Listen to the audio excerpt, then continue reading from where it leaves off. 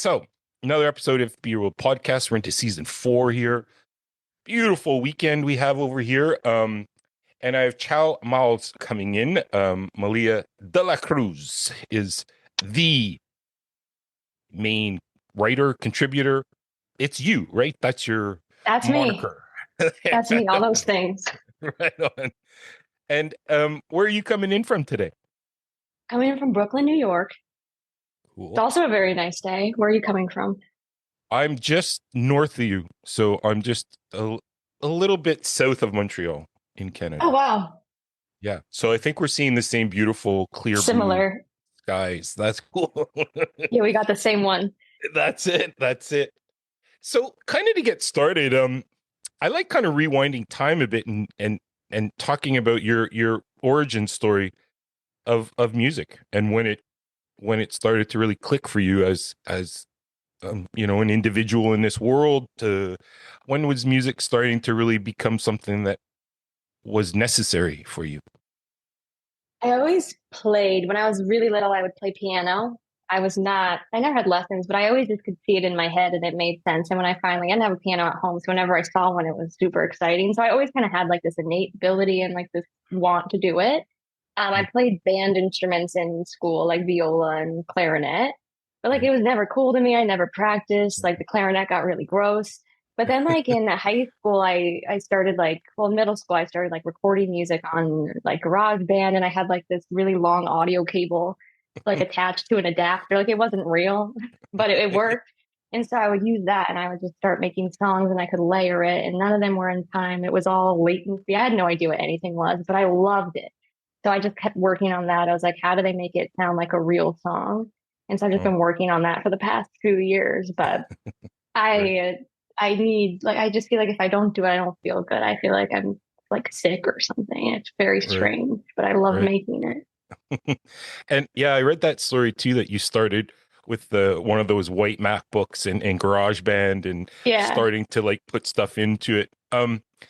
What was it, your inspiration for those early recordings that you started to do by yourself? Where were you drawing that inspiration from? My uncle played like electric guitar. So I only knew like a few licks. So it was really hard to form a full song. But when Hmm. I had like an acoustic guitar, I could just keep doing like the same thing. It was hard to get like an arrangement of songs. So I tried to use it for that, to try to like transform a verse into a chorus. Like, how do you make it go all the way? So I Right. feel like that was something that really like drove me to like keep recording. Not even about the songwriting, but just like the technical process of it. Right.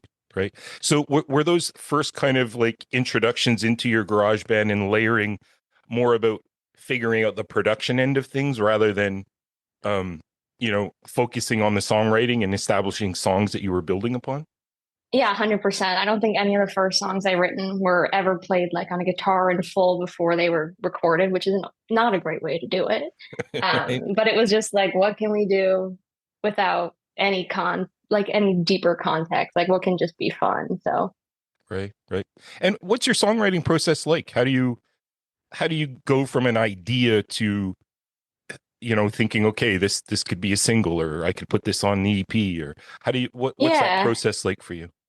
I try not to think like that, because if I'm trying to write something and I'm thinking this is going to be big or this is going to be a song or like this is going to be something, then there's like too much pressure and I kind of just lose it like the second I start thinking outside of the song. So I like to kind of distract myself. Lately, I've been watching a lot of TV or like basketball games or something and just playing. And then if my mind's somewhere else, it kind of comes out just so naturally. It's like Hmm.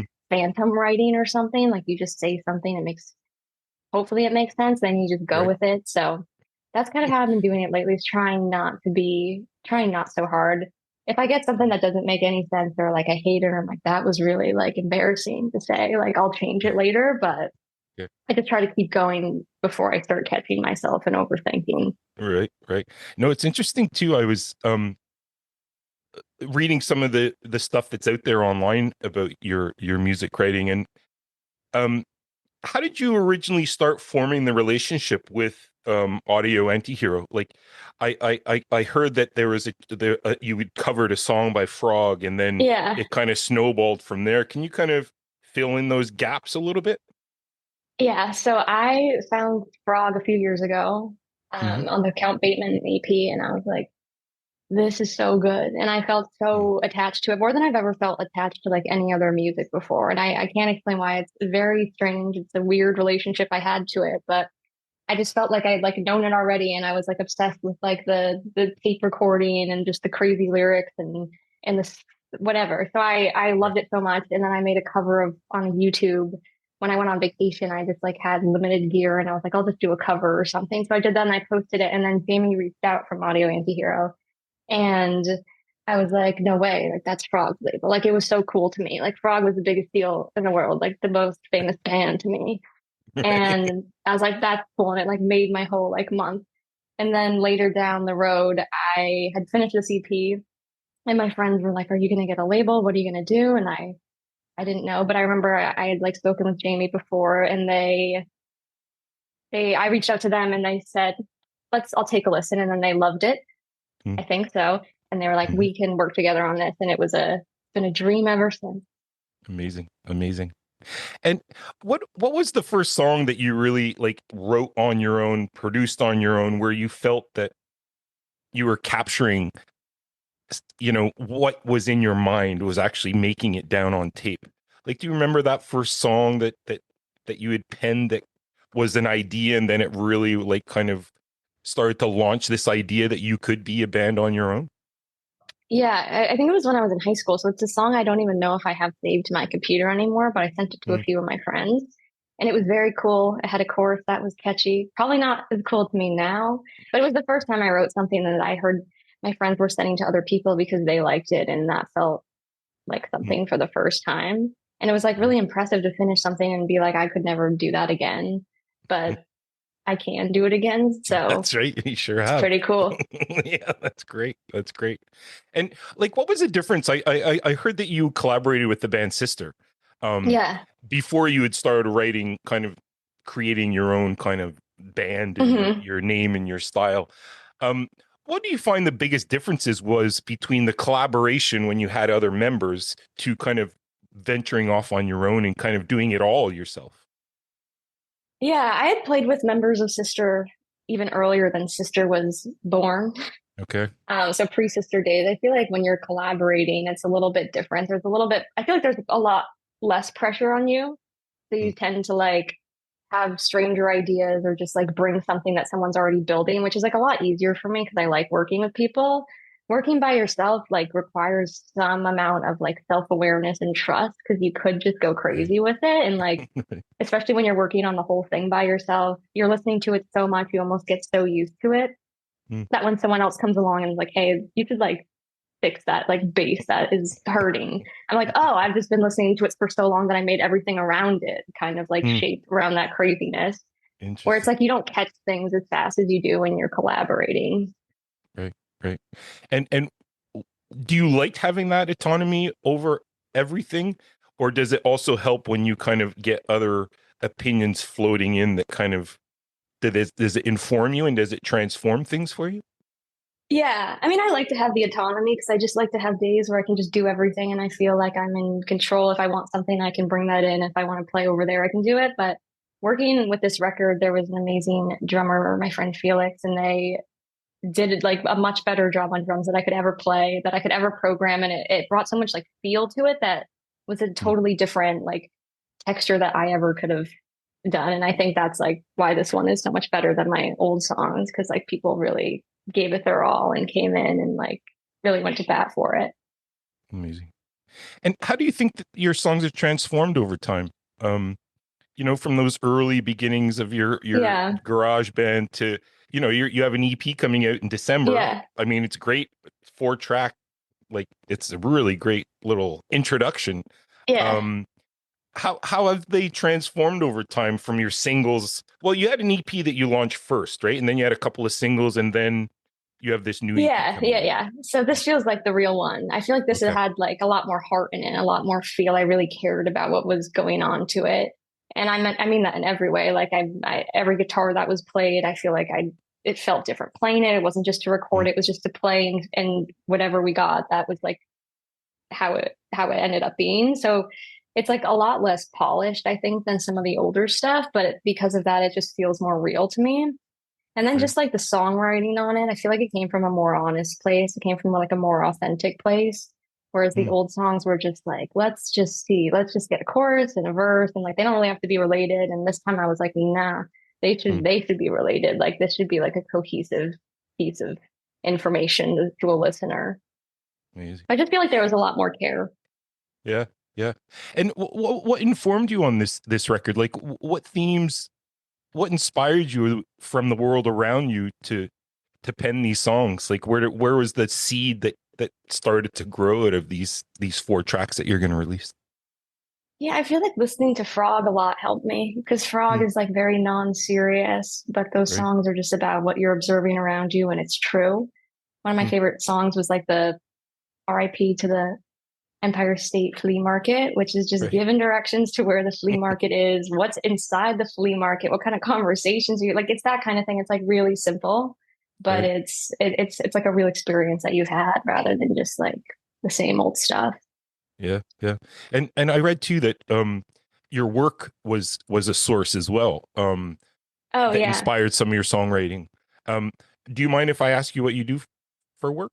Yeah, so I work in finance and it's funny because like we work in this like beautiful building and like I'm overlooking like the whole city all day and it's like Mm, glass and gorgeous. And mm, then as soon as it ends, I like go to the studio. It's like underground. It's like under the sidewalk and then it's just like mm, such a different vibe to go from there to like in this basement with no windows. right. But I feel like that's like such a shock to the system. And I really do think about like work after it 'cause it's just like right after and I'm thinking about the day. And even if I'm not like trying to write about it, I feel like it does kind of seep into like the work in the Right. studio. Right. Right. That's really cool. And what do you think about these four songs that you assembled that, you're kind of on the eve of introducing it to the world? Um, what are your impressions of what you created with the new EP? And let me get the name of it. Safe Then Sorry EP coming out December That's 2024. her. How do Yeah. you see this collection now? Kind of like having a bit of distance from it and kind of like the production's done. Now it's just like releasing it into the world. What's your impression of what you've created? I think it's really cool. Hmm. I do feel like a little bit further away from it now because it was a lot of it was done over the summer and Right. now it's all packaged and ready to go. Cool. But I think it's cool. I think it's a little weird. I think it's like very authentic. I feel like you can really hear like the DIY-ness of it, like there that Yeah. still exists inside of there. I think the mixing was like really creative. I worked on that with my friend James, and then he kind of took it to the end. And I think the context is interesting too. I mean, there's like stuff about like basketball, there's stuff about Mary Shelley. It's very Mm. random. Right. Right. I saw some of the themes that were being pulled out was being kind of in this stagnant world and unsettled world and trying to navigate your way through some of those issues. Does that ring true in the songs that you're putting out? Yeah, I feel like just the name Safe Than Sorry is like really what I've been Yeah. thinking about. Like I have a nice, very like comfortable life, but sometimes I'm like, what if I like went harder into like music when I was younger? Like I probably would be like less money successful, but like would I be like what would happen? So it's Mm, interesting to like really put that into perspective, like towards the end of your 20s versus the beginning. This is right. like my 10th year in New York, so I feel like 10 years here feels like so much longer. But it's like it's like putting everything into perspective in a way about like just my last couple years. Right. Right. And what's your impression over those last few years of creation? Has it inspired you to say, this is something I know I need to do now? Like, was it an awakening of that musical mindset that's been inside you that is finally kind of the doors kicked open?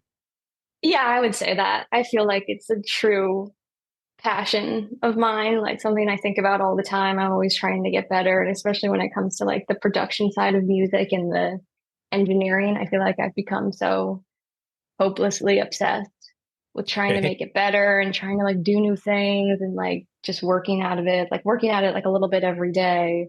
And Mm, it's a lot, definitely. And I think there's so many like engineers and there's so much of it going on. It's definitely oversaturated, but a lot right. of it is like this goal to sound the same.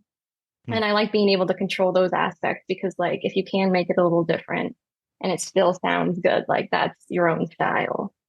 And that's always Absolutely. impressive to me when I'm listening to something new. Yeah, yeah. Have you ever produced other people's music, or has it only ever been just yours that you've produced? And like Yeah. the engineering side of things. Yeah, I recently just engineered a little bit of like additional recording for my friend Avery's record, Hmm. and that was really fun Yeah. to just be in the room, moving things around, watching it happen, and like hearing a song live but being recorded for the album is like such a cool feeling. The song Right. sounds like totally different. There's like so much emotion in it. It's an awesome process.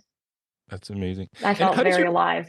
yeah, like how does your mindset have to shift from like the creative, well, I'm not going to say creative, but the Yeah. songwriting part to the production part? Like how do you have to separate those two so that you can look at the production, and or do you have to merge the two? Like what's your balance that you do when from production to Yeah. songwriting? I always kind of try to keep a creative aspect to the production part, especially when we're like mixing stuff. And I feel like that's something like not everybody thinks about because it is very Hmm. technical and it's a very lot, it's like very black and white. If that's bad, fix it. If it's good, leave it.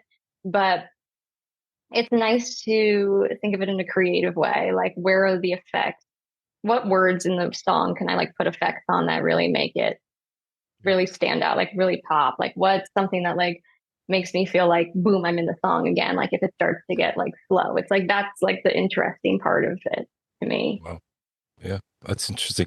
I never thought of it that way too. It's similar to like, I mean, pretty much any kind of visual as well, and audio where you're adding effects where it's needed to just Yeah, either slow like, things down, speed things up, transition things. It's like yeah. everything's there for a reason. Yeah, and there's a lot of automation on this record that are very sneaky, like you don't even know it's there, Hmm. especially with like compression and stuff like that. So like we really tried to experiment on this That's, one. that's amazing. And tell me a little bit about like, so you've been doing this for some time now. Yeah. What have been some markers along the way where it's motivated you to keep going? Um, are there situations or experiences that you've had in music that was kind of like that changed your trajectory a little bit? Yeah, every so often there'll be something that happens, someone who will reach out that I think is really cool. And they're like, hey, I heard this. This is cool. That makes me Hmm. keep going. But also just a while back, like I was playing a show and like this band was like really getting a bigger like social following and they had like sold out this place and they're like, do you want to open? Like small things like that are just like Right, really exciting. I feel like the opportunities are the thing I'm in it for the long term on. Like stuff is always going to happen, and it's like cool to get your stuff out there. And if you don't right, do it, like no one will know, and no one will ever want to work with you. So like this is just kind of part of that. right, right. That's a good advice too to starting up artists as well, is that persistence Hmm. and keeping your eye on the prize. What kinds of advice do you offer up to, somebody that might be at the start of their musical journey to to keep going and to pursue it and to take it seriously? What would you say to those beginning artists? I would think just staying consistent and being disciplined because you'll naturally get better over time. But if you do stop and come back, like I have a few times, like it's really hard to get Hmm. it back to where it was. Like all these little things when you're making music, they really grow if you nurture them. And it goes for everything. Like if your music gets better, then like your opportunities get better, and that's how it Right, should be at least. But like it makes it's a lot easier if you stay consistent. It's a lot harder if you don't. right. Yeah, interesting. Wise words for sure. And what do you think success would be? What would success feel like for you? Once this EP comes out, I imagine you're going to be doing shows and stuff that will accompany it. Yeah. Yeah. Yeah, And I'll like, be doing shows in next year. okay, cool. And like, what would you hope, like, what would be seen as successful in your eyes with the launch of this new EP in December? What do you hope for $1 billion. it? Like Um, that. if not a billion. I Maybe a don't few know, maybe, million. yeah. Yeah, yeah, a few million would be really cool. Um, I think it's in terms of numbers, it's hard. I don't really try to think so much in there. I mean, they obviously matter and it's great to have them. So it's nice Yeah, to hopefully there'll be some numbers in there right. later, but it's also just like the reach out from like people that have been listening for a while. They're like, "Hey, this is on all day. Like this is great." Like I Cool. just had a radio station that I really love play the song yesterday. Like those little things are like success to me. Like people actually Right. listening to it and caring is huge and having like making an effort to reach out. I Yeah. think like I'm also just like hope that someone likes it and like wants to work with me like on a collab in the future or something cool like that. Like I just love doing this and it's cool to like watch it grow and I hope it like resonates with people. That's success For to sure. me. Absolutely. Well said. It resonates with me. I mean, I was fortunate. Jamie sent me an advanced listen. And it's really great. I mean, I really love the ordering of them. Like the sequencing works super well. Thank And your you. delivery is really sensational. It's such a like every song has its own child, it's its own little Yeah. but Yeah, they all work they together. It's so yeah, they're cool. very different. There was never a Yeah. time when I was going through them when I was like had to stop in the middle of something and didn't know exactly what it was after like a second, which is cool. Amazing. Amazing. And what's a live show like? Like how are you going to go about planning your live shows with this music? Yeah, I'm trying to put a band together. I'm trying to get some of the original musicians, especially James, who played guitar for this, to help out. Okay. But I think it's going to be interesting translating it into a live sound. I think some songs will be easier than others, but like we did a lot of layering with Hmm. guitars and stuff like that, and I don't think it's ever cool to have five guitars on a stage. So it's never cool. It's two is It's not more enough than room. enough. I mean, Yeah, you two couldn't is all fit up there. it's so scary when you go to a show and you see five guys come up with guitars. You're like, this is going to be loud. Yeah. Yeah. This Yeah. is going to be tough. But yeah, so I just have to figure that out before the Right. shows happen. I'm put a lot of like effort into like having rehearsals and working it all out. It'd be Right. nice to get some like transitions going in there. I think that's always a really big. I always notice that when small musicians have transitions, it's so cool. It Yeah. feels like Yeah. a full show. Yeah. I love too, like you're mentioning, like musicians changing instruments and moving around, and like it's this Yeah, organic kind of like creation process going on. It's really yeah. quite special. It's awesome to like see a band that really like knows each other and is just Yeah. playing to have fun rather than being like, oh, like I used to be sometimes. I'm like, I hope I'm playing the right thing next, or I'm like thinking about the next chord while I'm singing and I'm gonna screw up. It's like such a learning process to play For live. sure. For sure. And are you excited about the live aspect, or does it kind of freak you out? It kind of freaks me out a little bit. I haven't done it in a little while, which Hmm. was bad. You're supposed to stay consistent for this reason. Right. But I think it'll be great. Like I'm really excited for it. And I want to make sure like when it is done, it's done like correctly and in a way that I feel like proud of. Amazing. So tell us a little bit about what the future holds here. Like what so you have your EP coming out, you have tour Hmm. dates that are booked. What else can we TBD, look yeah. forward to?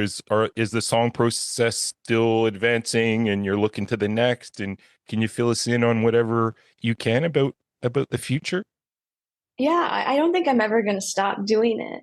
So I think I'm hoping it gets better. I'd like to like keep working on like the engineering side of it and like making these new interesting songs and Yeah. just like testing out like new guitar pedals, get some like new textures in there and really make sure everything meshes. Like on my next project, that's something I'm really focusing on. And then the Yeah. songwriting, it's about getting the song before you start recording for me. Okay. I gotta stop doing that. So that's a big one. Right, right. Well, that's cool. Well, this has been a lot of fun. I mean, these are short, but full of Yeah, information and ideas, yeah, and yeah, yeah. so I really appreciate you taking a bit of time to talk to us. Your journey is really fascinating. Great new EP coming out, people, in December. Safe then sorry, and then catch a show. And please support Ciao Malz. Did I say that right? Ciao That was perfect. Ciao, Malz. Mouse. I got it. I got it. Well, You thanks so win. much, and all the best. And as you release more stuff, we'll speak again. Thank you for having me.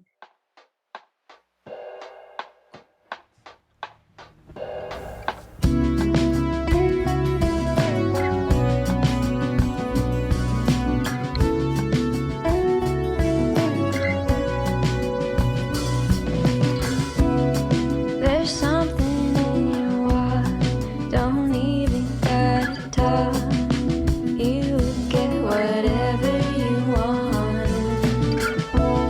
In a fever or a flood, the Almighty God above comes and tells you heads up. Like the chorus, how you know stuff, and you know what make good love. Horse winning all the races, hair never out of place, man. Brush it and then you brush it off. Know the names of your brothers, Rocky, Ricky, Danny, Tucker. Laughing cause you know that they're not. Hey, straight to the top, and they want you to stop. I'm with it and they all know your name. Like the chorus, how you know stuff, and you know what make good love.